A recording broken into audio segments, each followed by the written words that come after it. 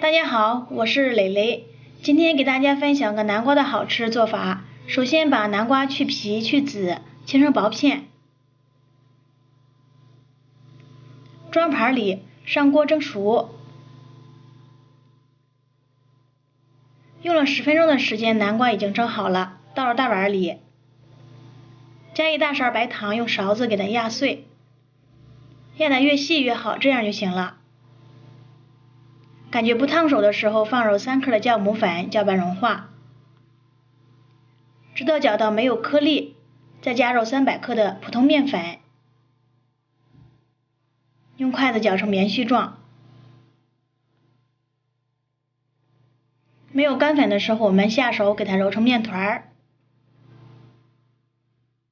开始的时候不好揉光滑，我们要多给它揉一会儿，像这样偏软一点就行了。盖上盖子，请放到2倍大。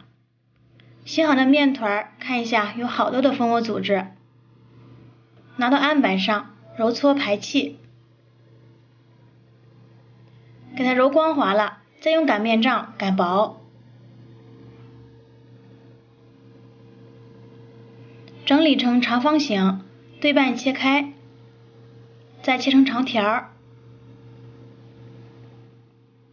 全部做好了，摆到蒸屉上，上面刷上一层食用油，给它锁住水分。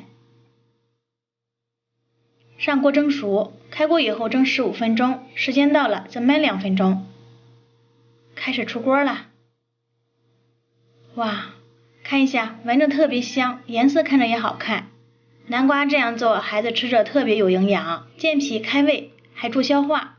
尤其是夏天不爱吃饭的孩子，一定要多吃点南瓜，这样拿起来也非常方便。好啦，今天的视频就到这里啦，喜欢的就收藏一下，感谢您的观看，我们下期再见。